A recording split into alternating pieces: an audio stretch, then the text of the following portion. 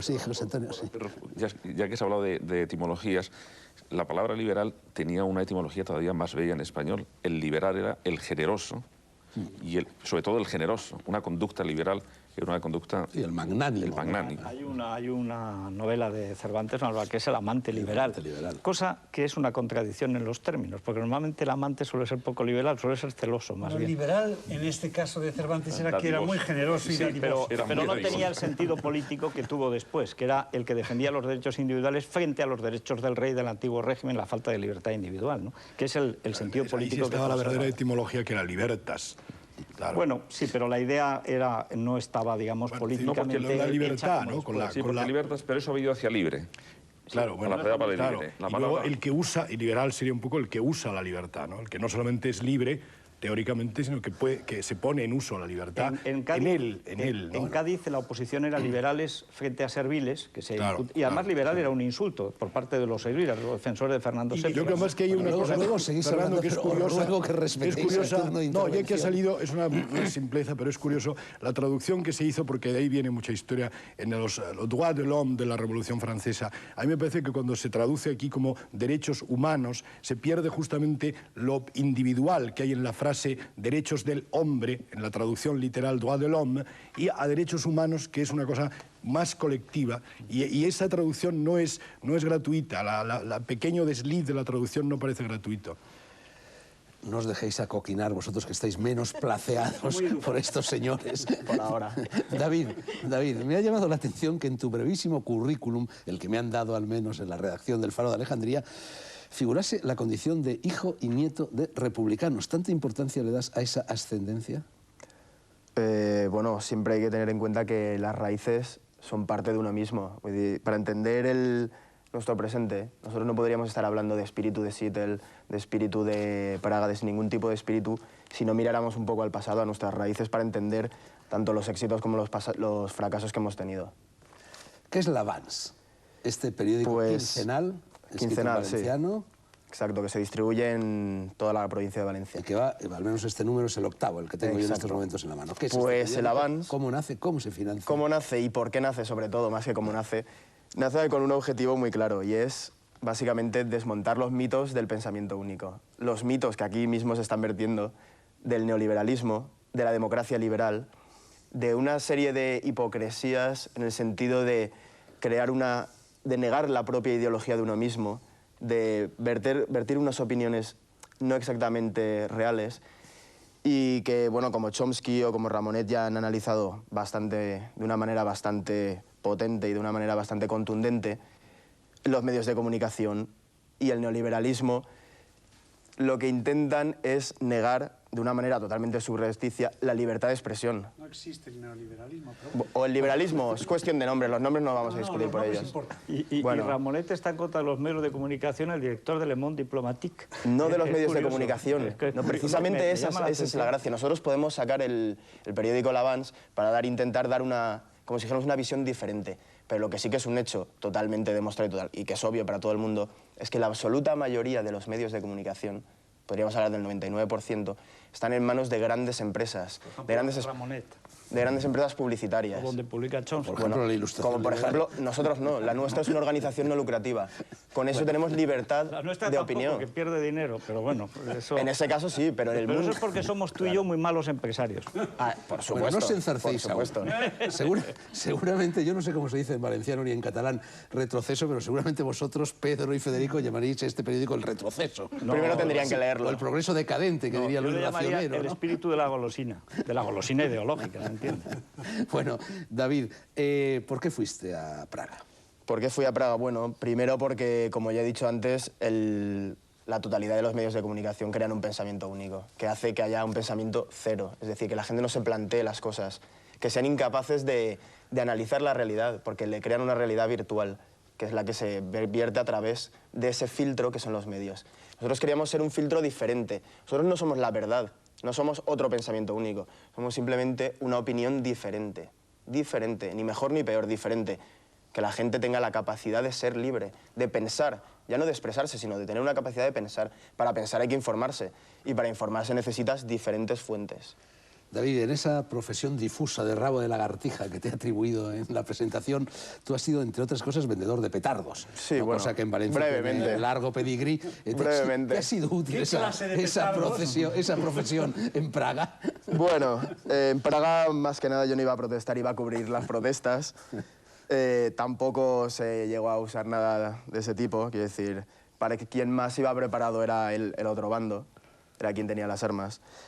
Pero bueno, siempre es importante saber de todo tipo de trabajos. Y ese, bueno, quién sabe en un futuro que puede parar el mundo.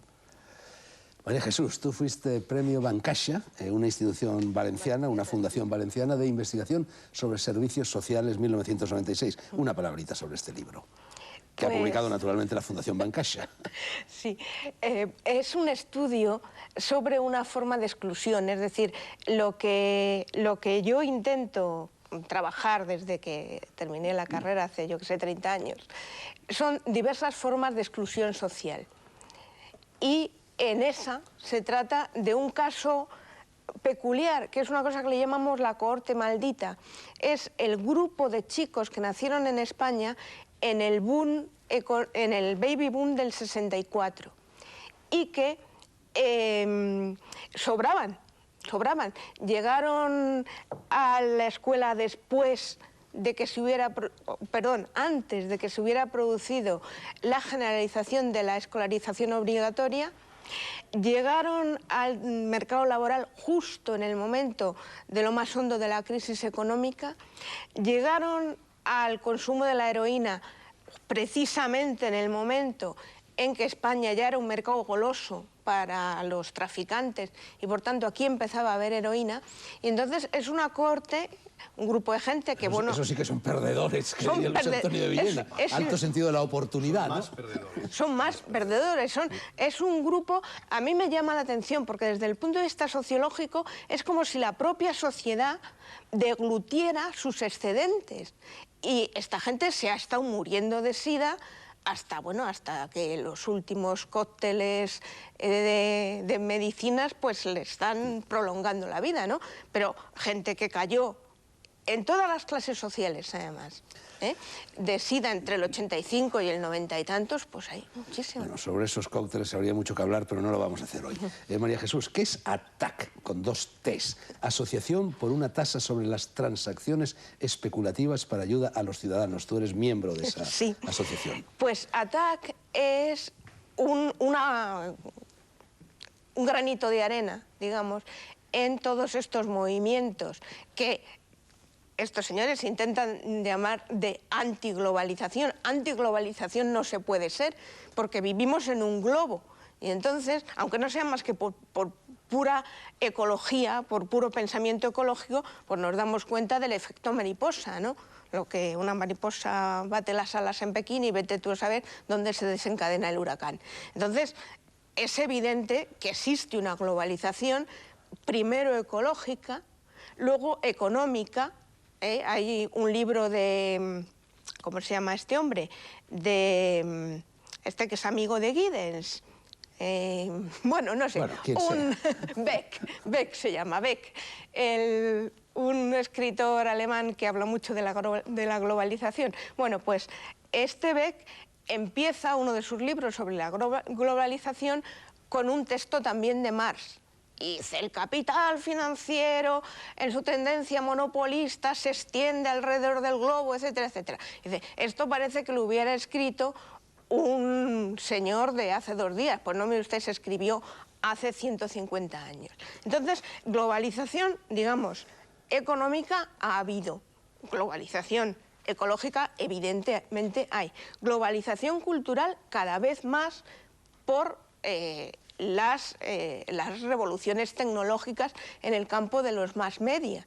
Entonces, ¿de qué estamos hablando? ¿Podemos evitar la globalización? No es un movimiento antiglobalización, es un movimiento para globalizarnos de otra manera, de una manera que favorezca a la inmensa mayoría de la población y no solo unos poquitos. María Jesús. Pero además he entendido que eso es una forma de cobrarnos algo, o... Es decir, esto de ATAC es la creación de un impuesto global. Ya sé que tú a eso lo llamas ATRAC. Sí, que además tú me quieres cobrar algo, ¿no? Bueno, si os parece, hablamos de esto... Yo me niego, si es posible, me niego. Si te parece, hablamos de esto después de la publicidad. Antes de ella, una pregunta en 30 segundos, María Jesús. Tú eres una especialista, según tengo entendido, en eso que se llama sociología del crimen o del delito. ¿A ti te parece un delito, un crimen, el neoliberalismo? ¿Son estos dos señores, Federico Jiménez los Santos y Pedro Suárez, dos delincuentes? No, lo que pasa es que es verdad que en los últimos años cada vez hay más banqueros delincuentes. Sí. Es decir, el delito de cuello blanco está proliferando en estos últimos tiempos, lo cual, oye, a mí me mosquea. El delito no tiene nada que ver con la pobreza, porque incluso los ricos también delinquen. Hombre, y con las más. camisas, ¿no? Ni con las camisas, como he dicho, de cuello blanco. Desde luego... Tú de camisas con esa que llevas puesta no hables, Luis Antonio. Es muy pacifista, una dura con una hoja de marihuana, no puede ser más pacifista. Bueno, queden las espadas en alto, enseguida las cruzaréis hasta que termine la primera tanda de anuncios.